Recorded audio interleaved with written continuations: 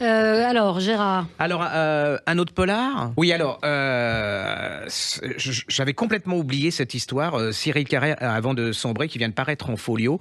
Et c'est un des polars qui m'avait fasciné. Ça, c'est quand même, on en lit tellement. Alors, c'est l'histoire d'un homme qui a un accident de voiture. Et lui, il se dit, mais il faut que je prévienne ma femme. Il est à l'hôpital. Voilà, il est obsédé par ça. Je suis agent immobilier. Et là arrive la police.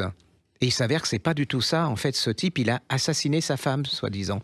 Et donc, c'est la recherche.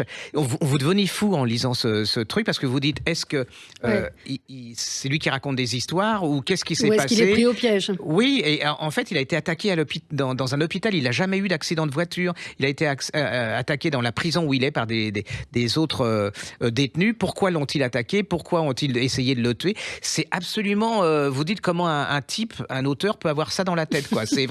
C'est machiavélique, c'est psychologiquement une pure merveille, et vous êtes embringué là-dedans, et vous savez pas. Ouais, alors là, j'avoue que je ne savais pas. Et c'est vraiment, alors ça vient de paraître en folio. Ne passez pas à côté, découvrez cet auteur qui est vraiment une des belles découvertes françaises depuis quelques années, et donc, qui, je trouve, il n'est pas assez connu par rapport à la qualité de ses romans. Et alors, vient de paraître de lui, La colère d'Izanagi, c'est chez De Noël.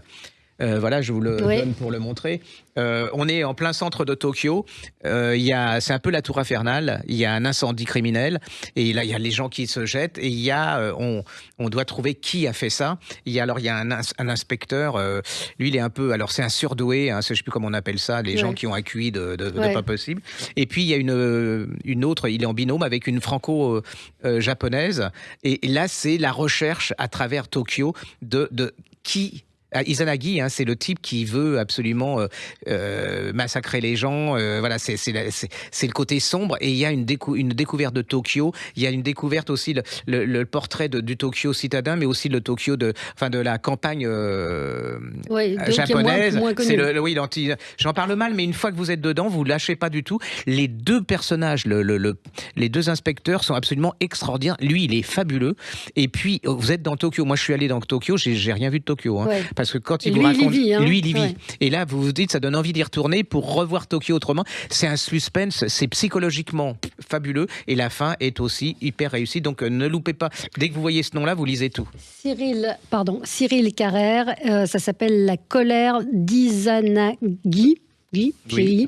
Et sinon, en poche, c'est Avant de sombrer. Donc, vous pouvez peut-être commencer par ça.